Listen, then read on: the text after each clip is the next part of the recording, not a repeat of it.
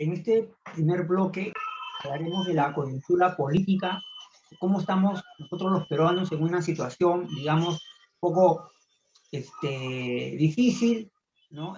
Políticamente, en lo que corresponde elegir al nuevo presidente que nos va a gobernar en el siguiente periodo.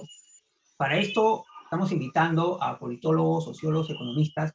En este caso tenemos a Catherine Segarra, politóloga, a quien agradecemos su participación. Bienvenida, Catherine.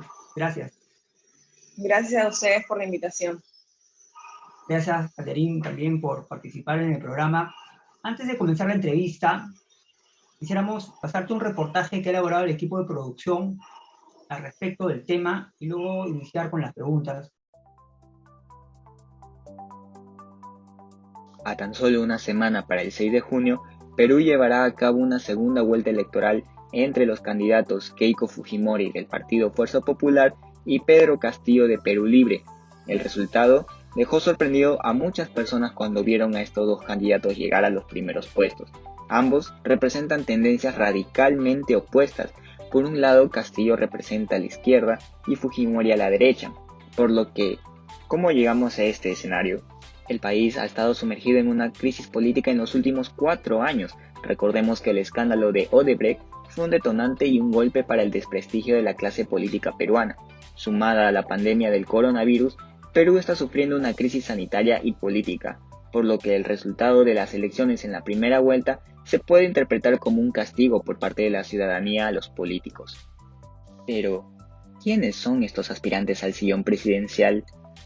Por un lado tenemos a Pedro Castillo, profesor de primaria y sindicalista rural que se llevó todas las miradas el día de las elecciones por ir a votar a caballo en su natal Chota, a solo 1000 kilómetros de Lima.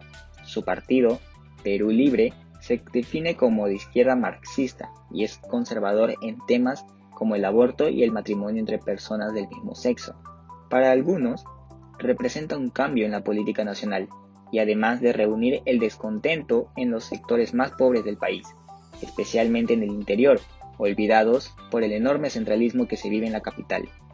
Del otro lado está Keiko Fujimori, conocida política peruana e hija del expresidente Alberto Fujimori, que intenta por tercera vez ganar estas elecciones.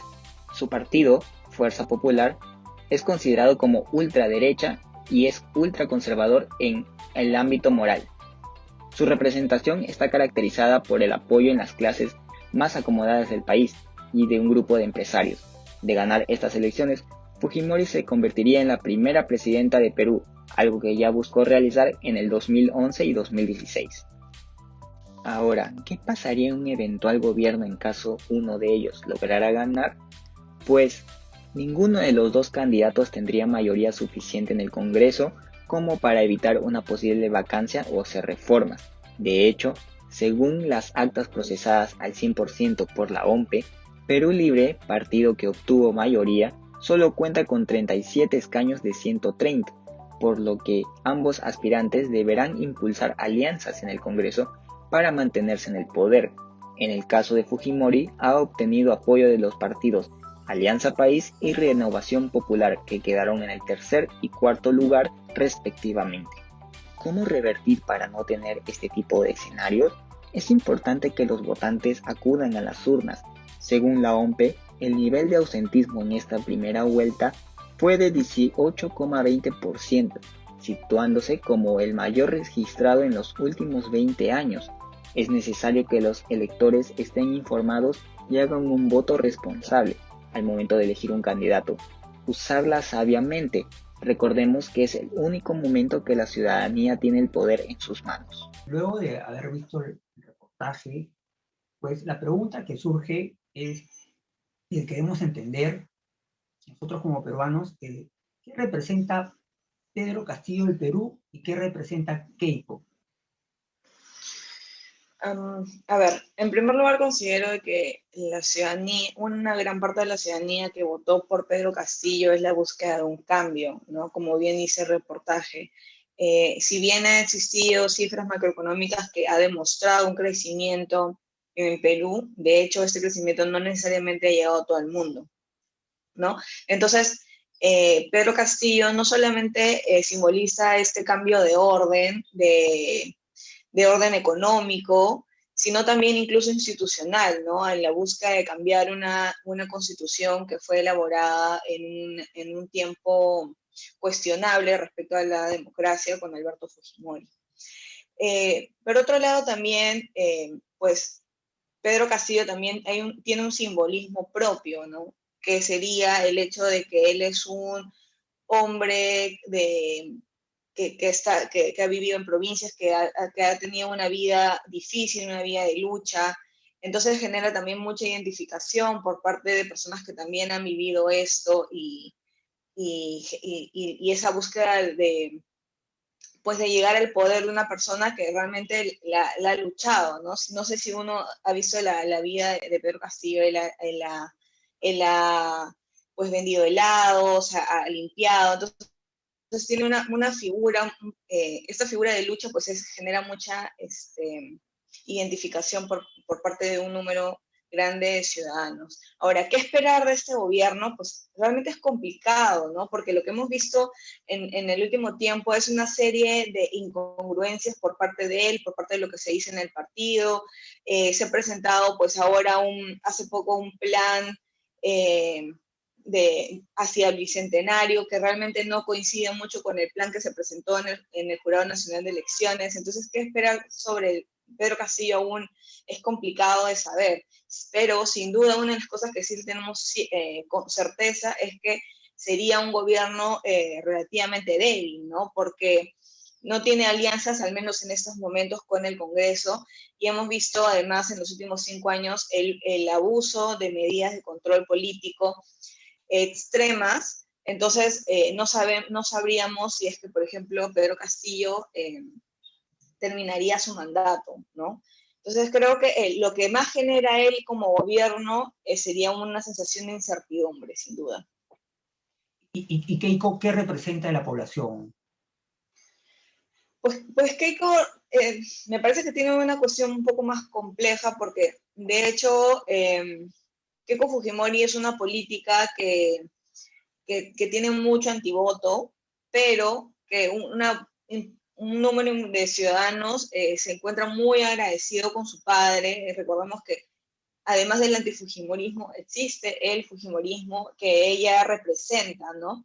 Entonces me parece que lo que ella buscaría sería algo así como lo que significó el gobierno de su padre, ¿no?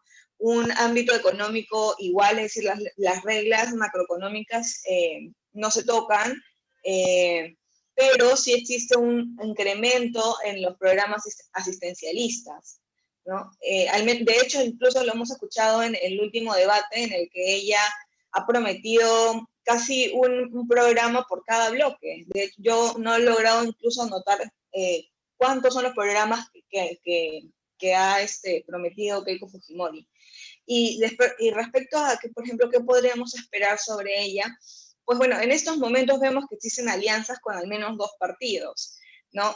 Sin embargo, nada nos asegura de que estas alianzas van a ser permanentes. De hecho, las alianzas en el Congreso son bastante débiles.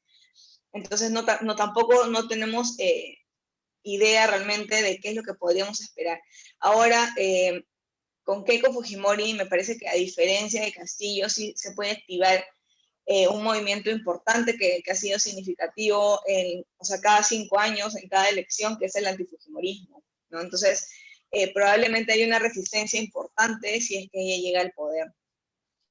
Sí, entonces podríamos decir que Pedro Castillo representa de la población esa persona luchadora, ¿no?, de provincia, al cual el sistema no ha llegado, ¿no? El sistema ha abandonado a muchas ciudades y pueblos del Perú. Está evidenciando también que todo está concentrado en Lima, o sea, que Lima es el Perú es Lima. Y con Pedro Castillo, pues estamos viendo que no es así, y que él está representando a todo ese grupo, a toda esa masa crítica que está a su favor.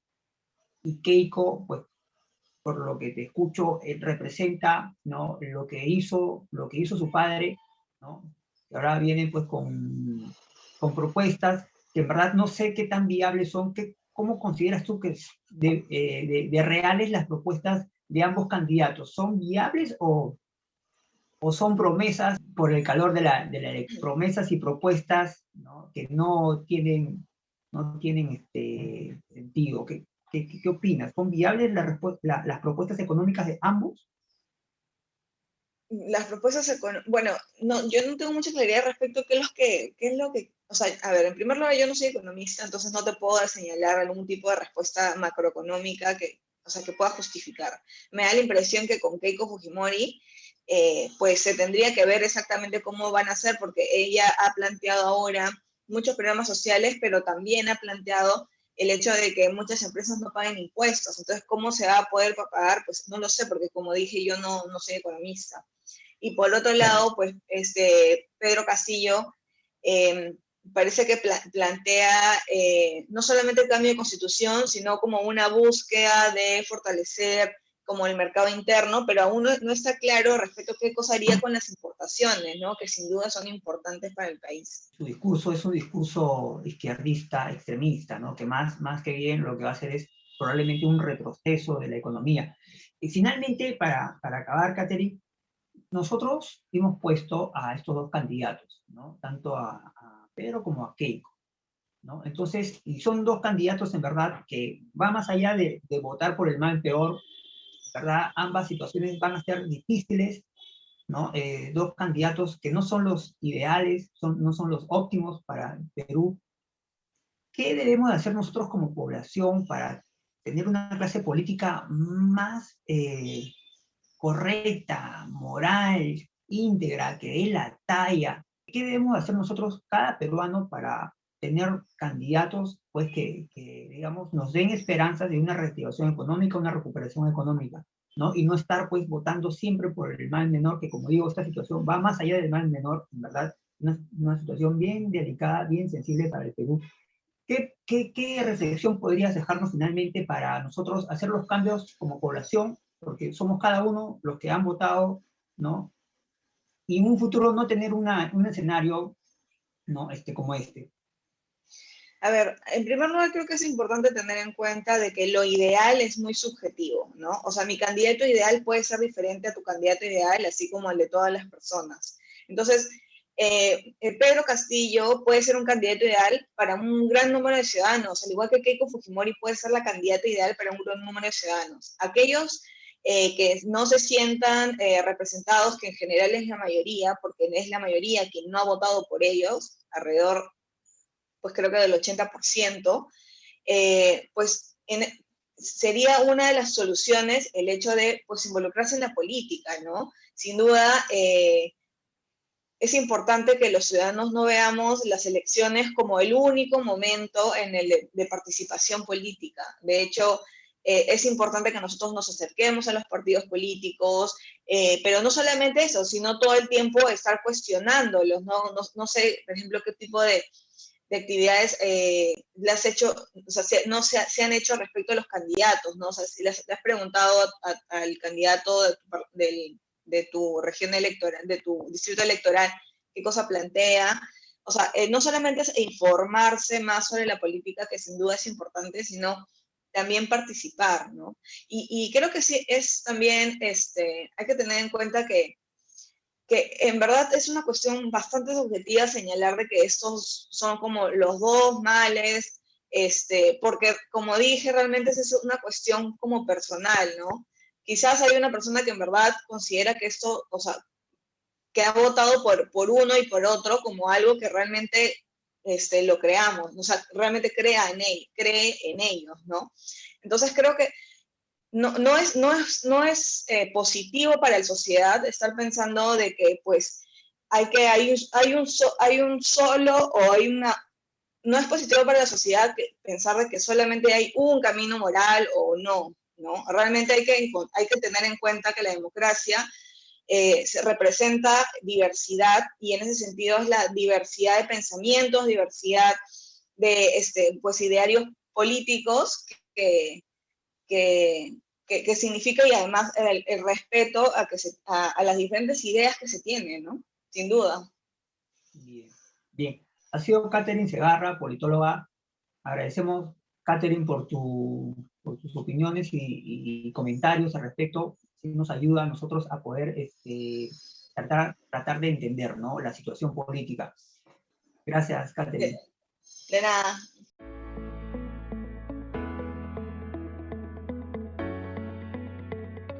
La idea del programa es tener a expertos en el tema, como en este caso que presentamos a José Incio, politólogo, ¿no?, para que nos trate de explicar, ¿no?, y analizar con él y desmenuzar qué refleja esto de la sociedad. Bienvenido, José Incio. Muchas gracias por tu participación en el programa.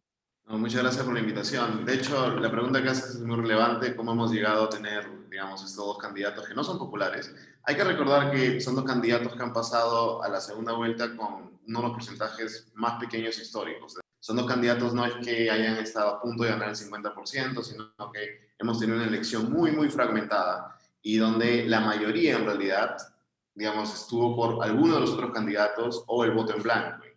Entonces yo creo que ahí lo primero que quisiera decir es que esto parte por una desvinculación entre la sociedad y la representatividad política. Es decir, los partidos no han sabido canalizar ofertas, no han sabido presentar buena oferta, no han sabido canalizar estas demandas como para que justamente opciones con mucho mejor arraigo popular puedan llegar o que presenten las soluciones que justamente el país necesita, ¿no? Entonces, hay un desmembramiento entre la sociedad y la política, y eso se ha venido viendo desde hace mucho tiempo, no de esta elección, sino de varias elecciones atrás.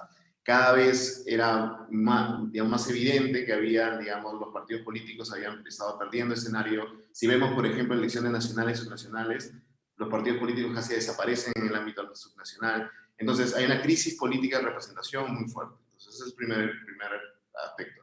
¿Y por qué hay una crisis política de representación muy fuerte? Hay otro aspecto que es el económico, que sí es cierto que si tú ves las elecciones del 2006 hacia adelante, tú vas a ver que en cada elección, desde la primera vuelta, hay un voto, digamos, no antisistema, pero sí de queja, de protesta, de que, digamos, no son los beneficiados del sistema económico, y hay un voto que sí representa a los que votan por un candidato que represente la continuidad de, digamos, el sistema como está hasta ahora, ¿no? Entonces, eso se ha venido agravando cada momento, la polarización ha venido aumentando porque justamente la representación política no ha sabido canalizar esas demandas, solucionar problemas para, digamos, acercarnos a un punto medio o soluciones medias, ¿no? O sea, ha habido una desconexión de la clase política con la población. Esto viene sucediendo año tras año y ahora creo que está llegando a su punto más alto con estos dos candidatos finales. Vemos la aprobación del Congreso, por ejemplo, año tras año viene cayendo, la aprobación del Ejecutivo año tras año viene, o sea, es decir, el ciudadano cada vez es más difícil para él sentir que su clase política lo representa o que tiene una opción dentro de la clase política, que es, digamos, la élite política que tenemos o los partidos que tenemos, y es por eso que cada vez empiezan a salir más partidos, digamos, como que se fragmenta más la representación, ¿no? Y también el pueblo ahora está actuando. Aparte de estar desconforme con la clase política, ahora con lo que hemos visto de Vizcarra y Merino, el pueblo ha salido a las calles. Vemos una movilización social importante, una movilización social en zona urbana, rural, de queja, etcétera, pero que esta no es canalizada. Y el problema de que esta movilización social no sea canalizada, que no encuentre un momento de representación, etcétera, es que esta movilización se te puede desbordar. Es decir, digamos, las protestas sociales que hemos visto en las zonas, por ejemplo, mineras, en zonas que no han podido recibir el apoyo del Estado, etcétera, en extrema pobreza, no están siendo canalizadas. Entonces, si es que simplemente le dices a la ciudadanía que no hay forma de que su protesta o su queja llegue a los canales, digamos, políticos donde se pueda presentar una solución, entonces le estás diciendo básicamente que el sistema de representación no funciona. Y eso es lo peligroso. Entonces, el tener movilización social es importante, pero aquí lo que está fallando no es la ciudadanía, sino es la clase política que no recoge eso y no lo canaliza. Entonces, después no se puede estar quejando de que tienen una baja aprobación, que nadie vota por ellos, o que justamente se están presentando soluciones autoritarias. Ese es el gran problema. Entonces, aquí yo creo que el gran responsable desde de atrás, ¿no?, de esta elección de atrás, es nuestra clase política que no ha sabido justamente presentar una buena oferta, canalizar esta representación, y cuando han tenido el poder hemos visto que justamente se rompe un poco más esta relación ciudadanía-clase política. Un ejemplo es el congreso que tuvimos en el 2016 con el fujimorismo, que si bien es cierto, yo creo que esta crisis de representación es una cosa que se ha venido agravando de a pocos, del 2016 adelante se exponenció. y en parte justamente por todos los conflictos políticos que ha habido, ¿no? Y hablando de representación, ¿nos podrías comentar qué representa Pedro Castillo y qué representa Keiko Fujimori? Sí, mira, yo creo que la votación de Pedro Castillo no es necesariamente por Pedro Castillo. Tampoco creo que sea una votación de una ciudadanía que esté alineada con una agenda de extrema izquierda o algo por el estilo. Es una votación que la has visto fluctuar todo el tiempo. En el 2006 votó por Ollanta en un momento, en el 2011 también. Luego al inicio de esta campaña estaba votando por Lescano, estaba buscando quién lo representa. Y esa es una población que justamente es una gran mayoría que no se ha visto beneficiada por todo lo que hemos estado hablando durante 30 años, que el sistema económico, que el modelo está funcionando, la educación, la salud, y que en plena pandemia tú tienes que, justamente todo este supuestamente milagro peruano se ha venido, era nada, era de papel. Entonces, tú tienes toda esta población que yo la considero que no es adversa al riesgo. ¿Por qué no es adversa al riesgo? Porque tú vienes a alguien que te dice que vamos a hacer lo mismo de siempre, y en esta población es como, yo aquí en lo mismo de siempre no me he beneficiado, o sea, sigo de informal, me muero de hambre, etcétera, y alguien viene y dice, vamos a cambiarlo todo, esas personas son las que no son adversas al riesgo, es decir, bueno, vámonos con él porque finalmente lo mismo de siempre no me beneficia. Entonces, yo creo que esta elección estaba como para Castillo o para cualquier otro que logre sintonizar con esa gente. Keiko Fujimori, por otro lado, claro, por un lado, si recordamos al inicio de la campaña, la parte de derecha de los que no son adversos al riesgo, los que se han beneficiado del sistema, digamos Lima y algunas ciudades, ha estado bien dividida. Empezó con López de Aliaga primero, luego Hernando de Soto, luego Keiko, y yo creo que aquí la gran responsable de esa fragmentación fue Keiko, porque tuviendo la gran oportunidad en el 2016 de demostrar que el fujimorismo era un partido serio, un partido que había dejado la tarea autoritaria, etcétera, quemó su capital político con ese congreso y Sí, la ha sido muy difícil avanzar. Vemos que Keiko esta elección en primera vuelta ha sacado un tercio de lo que sacó en el 2016. Entonces, o algo por el estilo, o sea, es mucho menor de lo que sacó en 2016. Entonces, aquí Keiko representa un poco esa gente que, claro, si vemos la campaña, le juega el miedo, vamos a perder todo lo que hemos logrado. Entonces, esas personas que son más adversas al riesgo son las que están votando por Keiko, pero también está ella, creo yo, erradamente apelando a ese sector más conservador y, digamos, extremista también de derecha, que es igual de peligroso que el otro, en su campaña. Y eso yo lo que creo que no le está funcionando muy bien, pero ella estaría representando estos sectores, ¿no? Ya para acabar, ¿qué tendría que hacer la sociedad para, digamos, no volver a estar en una situación así, en la que en la que se vea representada por dos, o por una o por dos opciones, sea, digamos, un voto resignado, porque no vemos más alternativas? Keiko no apareció por arte de magia, y Pedro tampoco. Eso ha sido resultado de nosotros mismos. ¿Qué mea culpa tenemos que hacer nosotros como individuos para no tener nunca, ¿no? Una situación como esta? Excelente pregunta. Yo te diría que primero que todos debemos meternos en política. O sea, ¿en qué sentido? En el sentido de que la esfera pública no es simplemente, digamos, tuitear algo, sino que la esfera pública es meterse en la discusión, participar en política. Es decir, si te das cuenta, por ejemplo, veamos el equipo de Keiko. O sea, ella teniendo todo el establishment, recicla gente porque nadie más se quiere meter al tema, ¿no? Entonces, yo lo que creo es que si más gente honesta, más la población se deja de creer ese cuento que es malo meterse en política, si nos metemos más en política, vamos a poder justamente, digamos, hacer escuchar nuestra voz dentro de los partidos, dentro de las instituciones de la esfera pública y canalizar mejor este espectáculo. Yo creo que es cierto, gran responsable de todo lo que está pasando son la élite política que no ha sabido canalizar y ofrecer, pero de nuestro lado es porque los hemos dejado ser sin siquiera entrar o sin siquiera tener una forma de también nosotros hacer escuchar nuestra voz. Entonces, yo lo que creo es que primero, todos como ciudadanos debemos estar súper atentos a lo que va a pasar en los próximos 5 años, reconocer cuáles son, digamos, por más que yo haya votado por este candidato, ser crítico de este candidato. Es algo que es difícil a veces de entender. Es como, esta es mi opción, pero no necesariamente quiere decir que mi opción tenga que creerle al 100% o no ser crítico. Esta es mi opción, pero puedo ser crítico con esta opción. Entonces, eso es importante. Y lo segundo es meternos ahí a la esfera pública y justamente ayudar a reconectar digamos, la representación entre los partidos y la sociedad. Y eso creo que es tarea de todos, ¿no? Bien, correcto. Ha sido José Incio, politólogo. Muchas gracias, José, por tus opiniones. Esperamos tenerte nuevamente como invitado en el programa. Gracias por tu participación. Un placer, muchísimas gracias a ustedes.